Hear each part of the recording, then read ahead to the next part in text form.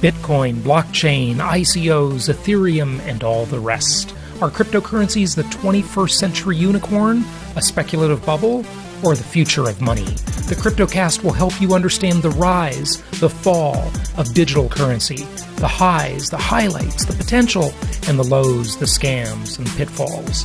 I'm your host, Jason Hartman, and we'll talk with some of the biggest names in the space. CryptoCast is your resource for all things crypto. Let's go. Welcome to the show. This is Jason Hartman, your host, and every 10th episode, we do something kind of special, kind of different. What we do is we go off topic. So regardless of which show it is on the Hartman Media Network, whether it be one of the financial shows, economics, real estate investing, travel, longevity, all of the other topics that we have, every 10th episode, we go off topic and we explore something of general interest, something of general life success value. And so many of our listeners around the world in 164 countries have absolutely loved our 10th episode shows. So that's what we're going to do today. And let's go ahead and get to our guest with a special 10th episode show. And of course, on the next episode, we'll be back to our regular programming. Here we go. It's my pleasure to welcome back a returning guest, and that is Adam Andrzejewski. He is founder and CEO of Open the Books, the world's largest private repository of government spending. He's a former Illinois Republican gubernatorial contender, and he's author of the new book, Operation Drain the Swamp. Adam, welcome back. How are you? Well, great to be on the program, Jason. Thank you very much for having me back on. I'm looking forward to the conversation here today. Well, my pleasure, and I really love what you're doing. Now, I guess maybe starting with Open the Books, right? Is what you're doing, is it all publicly available data, but you're just the first to really sort of put it together in one place? I mean, certainly there are lots of reports on government spending out there. What makes Open the Books different? So our mission is to capture every dime taxed and spent at every level of government across the entire country. It's an ambitious project. Nobody's ever undertaken the project before. Our tagline slogan that describes this is simply every dime online in real time. And then what we do is we make it easy for regular people where they live to review the spending. So, for instance, today, we're going to talk about federal grant making. In the last year of the Obama administration, there was $600 billion worth of federal grants distributed across the United States on about 600,000 transactions. We've taken that entire file, we've organized it by zip code, and if you go to openthebooks.com, click on the big graphic in the middle of the home page, it's called Where's the Pork? That takes you to this interactive map. You can search your own zip code and see exactly who got paid what on federal grants, by which federal agency, how much it was, and what it was for. Mm-hmm. Yeah, wow, it's quite something. I mean, you're keeping track of, like, for example, with those Obama grants you mentioned, where they're going, right? I'm guessing they're not going to people like me. I certainly didn't get one. And this is another example of government discrimination, government picking the winners and losers, whether it be by, color or socioeconomic class, or some other politically correct thing. But regardless of that, if it's just one business versus another, regardless of who owns it, who runs it, or what their, affirmative action quota is, which, we don't really exactly have that anymore, but, you get the idea. It's still, the government shouldn't be in the business of picking winners and losers. I mean, that's what they do in communist dictatorships, right? They pick if you like the government better, then we're going to treat you well. If you don't, then we're going to put you in a re-education camp. And our government's doing this all the time. So, for instance, $200,000 funded by the American taxpayer in a very competitive industry went to a company in Joseph Kennedy III's district in Massachusetts, and it funded a company trying to come up with a new condom design and lubricant. And there's enough competition in that industry, in the private sector. We don't need to fund these private corporations for their research and development. And then on the other side of the equation, you've got the Fortune 100. And what we show in our data is that $3.3 billion of federal grants over a 3-year period flowed in to our most successful and wealthy, largest Fortune 100 corporations. These corporations cannot make the argument, Jason, that they need the money. Right. They don't need our money, but you and I, working class and middle class people across the entire country, are subsidizing the Fortune 100 companies to the tune of $3.3 billion. What a scam. It's just unbelievable, this kind of favoritism and crony capitalism. And we don't even need to talk about Solyndra or any of the other number of debacles, the Obamacare website. I mean, it's just so pathetic. But hey, we have a new administration now. Tell us how they're doing. I mean, Trump said he'd drain the swamp, then he's got a lot of swamp dwellers still around. So I don't know. It's a big job. Yeah, it's a big job. Rome was not built in a day, as they all say, and that's certainly true.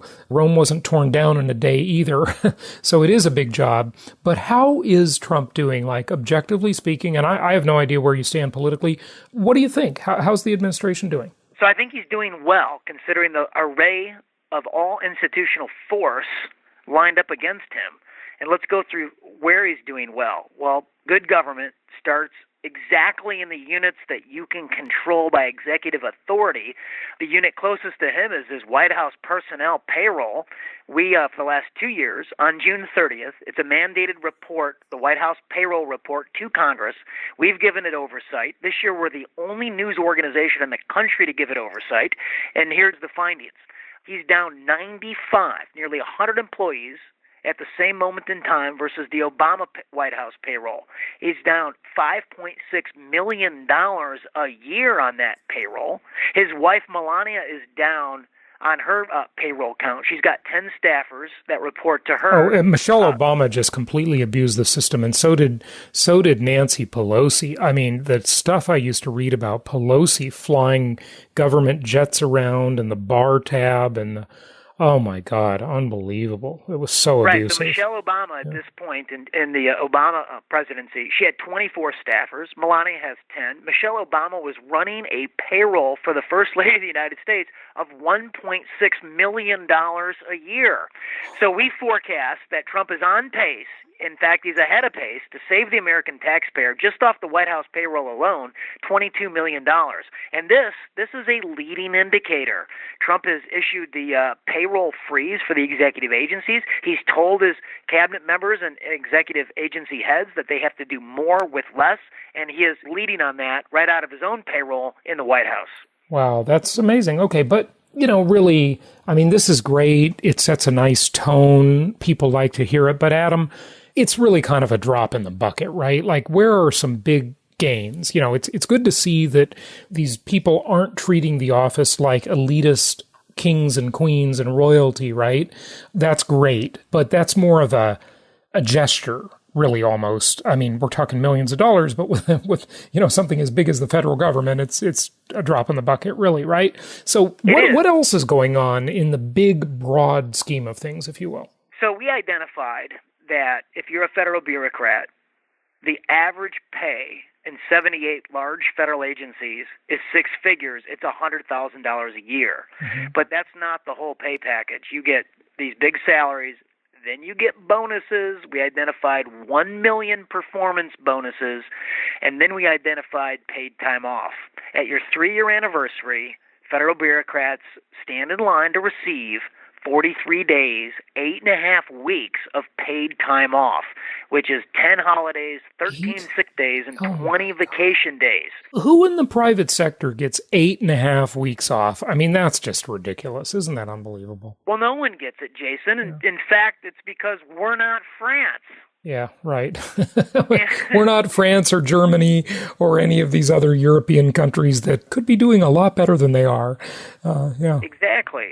So when we unearthed this, I got called to the Executive Office of President, the Eisenhower Executive Building, the Office of Management and Budget, and I've been told that in the fiscal year 2019 presidential budget, he's going to go in and submit a proposal to Congress to try to scale back the 43 days of paid time off, because that little line item, we estimate last year, cost the American taxpayer $23 billion. Mm-hmm. Mind-boggling. $23 billion with a B. Okay, what else? We've done a lot of oversight on grant making, And in the last year of the Obama administration, there was $600 billion, which is a mind-boggling number. $600 billion. It's 5 times what the state of California spends in a fiscal year. And the state of California likes to spend, so that's more than $500 billion. Okay, go ahead. Right. On federal grants doled out by the federal agencies across America. And this is the file that we mapped by zip code. And what we found was there's a grant for everybody. Mm-hmm. You know, if you're that condom manufacturer, there was $200,000 for you. If you're a kid in China and you want to learn how to cross your busy street, the American taxpayer funded $200,000 to create a virtual reality platform to help the children in China cross their busy streets. If you are a senior citizen and want to learn Tai Chi in Boston, Massachusetts, the American taxpayer funded a $700,000 grant so the elderly at a senior center in Boston could learn Tai Chi. If you're a prostitute in California, the American taxpayer funded a grant for $1.5 million to teach sex ed to California prostitutes who could probably teach the class. That's unbelievable. It's amazing that they're teaching sex ed to a group of people that are breaking the law. I mean, you can't make this stuff up. I'm not debating whether prostitution should be legal or not, but the fact is it is illegal, and yet they have a class for the people breaking the law. How illogical can it get? Okay, go ahead. Give us some other examples. I know that you're probably, Jason, flying your nice, well-heeled aircraft into the little airport in Martha's Vineyard, right? Yeah, right. So you can hop. Sure. So you're hobnobbing with the Hollywood elites out there. Yep. Now, I want you to know that when you land your aircraft there at that nice little airport, the American taxpayer funded that place for $9.2 million in federal grants for that little airport at Martha's Vineyard. As if that's really needed for the public at large, right? Martha's Vineyard, what a specialized airport in this highly elite and, of course, left-wing area. It's mind-boggling. That's where Obama liked to vacation, was Martha's Vineyard. And the Martha's Vineyard in Hawaii. Exactly. Those were his two spots. These grants flowed in on his last year. It was a nice parting gift from the administration to where they all like to have a good time. Yeah, place. Unbelievable. The abuses are just ridiculous. Okay, so what can be done? You say Trump is doing a pretty good job at it. I mean, would you give him a grade? Like, how is his administration doing on cutting government spending? Is he an A, B, C, a D? I mean, I know he's better than Obama was, but, what do you think in the overall scheme of things? Or is it too early to tell? I think there has to be grades for a whole bunch of different areas. Right. And on the budgets that he submitted to Congress, I think he gets A's. You and I have never seen anything like it in our lifetimes. A president submitting all these cuts to, waste and taxpayer abuse. It's the Republican Congress that is greenlighting these omnibus spending bills that keep everything going and more. And so, one of the things that we did is we looked at the top 50 congressional districts receiving federal grants. And pork barrel spending, we determined, is bipartisan. In the top 50 districts, it's 27 Democrats, 23 Republicans. In the top 10 districts, it's evenly split, 5 Republicans and 5 Democrats. So Trump is up against his own party, who loves spending our money to help them get reelected. Every politician does, because everybody loves a spender, It's like they said about Kennedy when he died, Ted Kennedy I'm talking about. He was such a generous man. Well, he was generous with other people's money. It wasn't his money he was giving away. I mean, it was our money. It's just unbelievable, Exactly. What a cool position to be in government, where you can basically get all the credit for forcing other people to give their money to people you want them to give it to. You don't make any actual personal sacrifice, but yet you can be viewed as though you're so generous. It's a great gig if you can get it. Where the Trump administration needs to make improvements, I feel, is on transparency. So if he called me up and said, should I release the White House logs and the logs at Mar-a-Lago and things like that, we'd encourage him to do so immediately. Right. Here's the other place. We mapped the swamp Trump inherited. So we took a federal disclosed payroll file of 2 million bureaucrats, the civil service payroll, including the post office, and we mapped it by a government employer zip code across the United States at the start of the year. This was huge news. Fox News ran 7 full segments, 31 total minutes of airtime in regard to this groundbreaking oversight report. Investors Business Daily called it the most comprehensive report ever done on the size and scope of the federal government.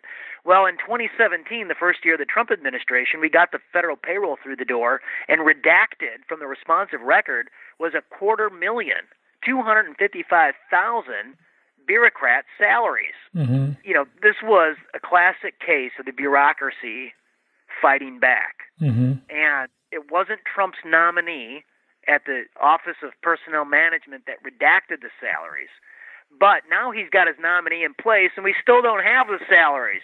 So I would encourage him to embrace transparency, engage the American people in these fights. He needs our help, and it starts with open and the free flow of data. Yeah, it definitely does. And you've got a chapter head on that in your book. You know, I always like to ask the question, Adam, compared to what? Compared to what, right? So how does he compare on the transparency issue to the Obama administration, to Bush? Any thoughts there?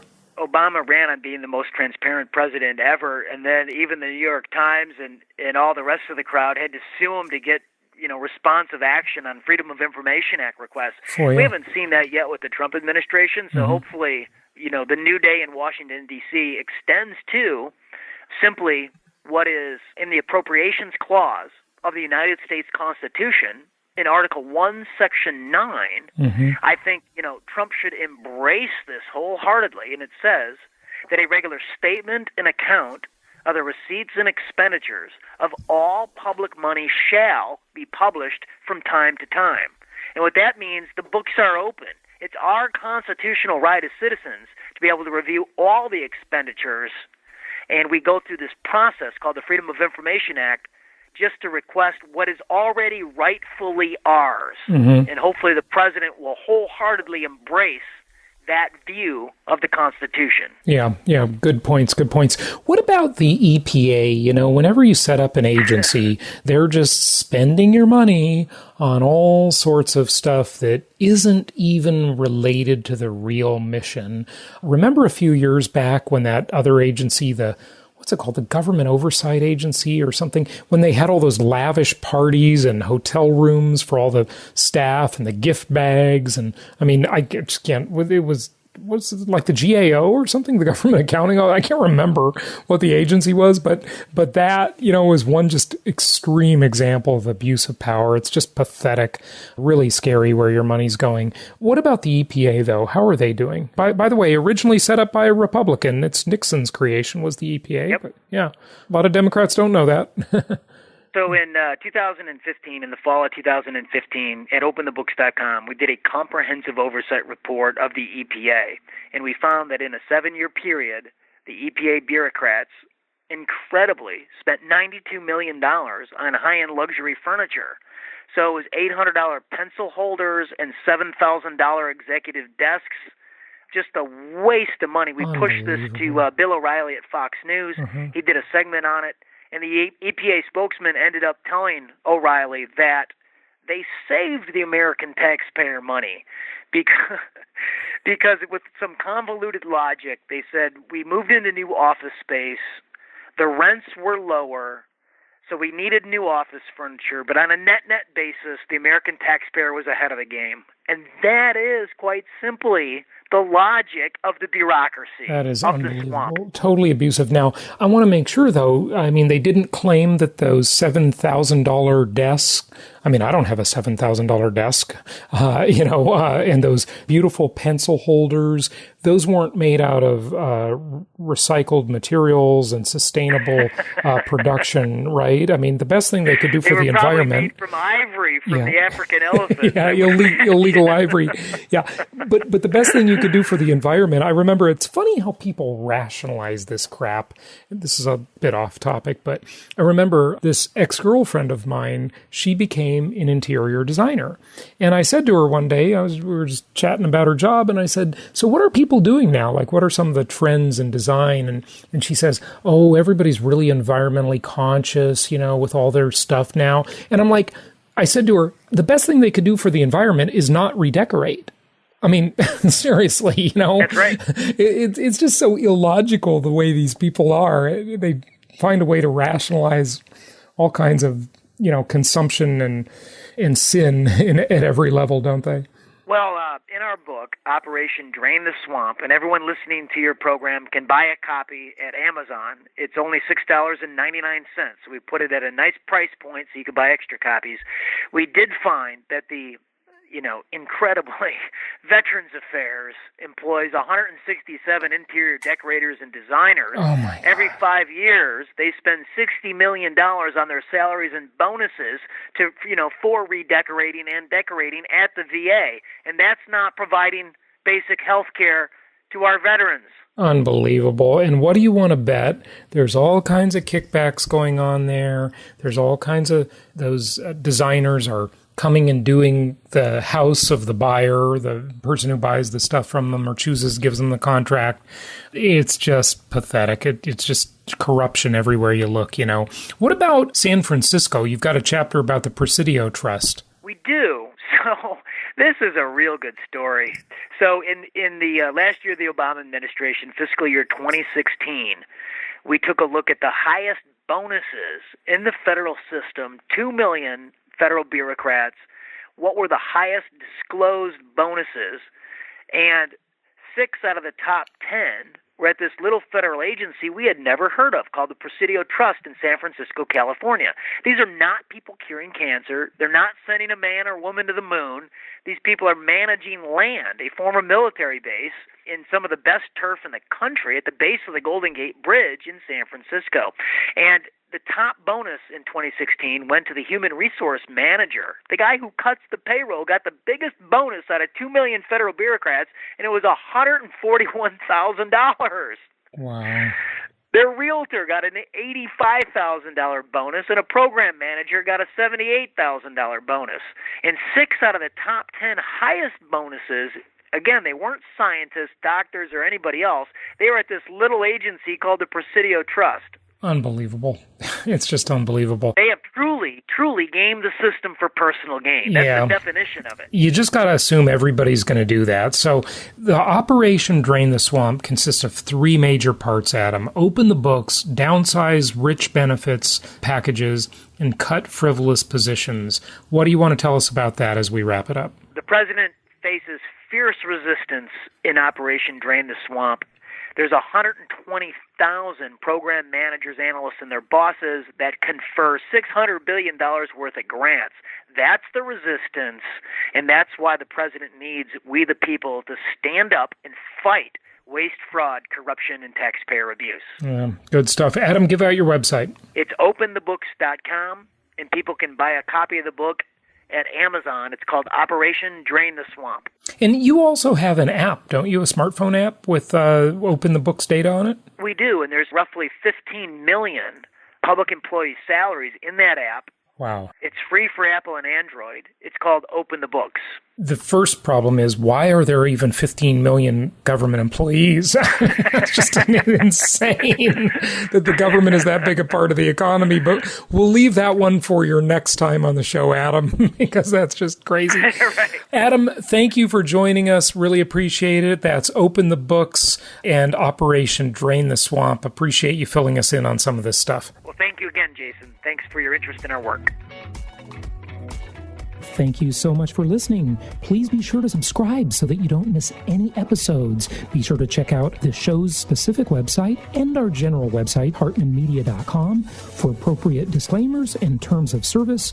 Remember that guest opinions are their own, and if you require specific legal or tax advice or advice in any other specialized area, please consult an appropriate professional. And we also very much appreciate you reviewing the show. Please please go to iTunes or Stitcher Radio or whatever platform you're using and write a review for the show. We would very much appreciate that. And be sure to make it official and subscribe so you do not miss any episodes. We look forward to seeing you on the next episode.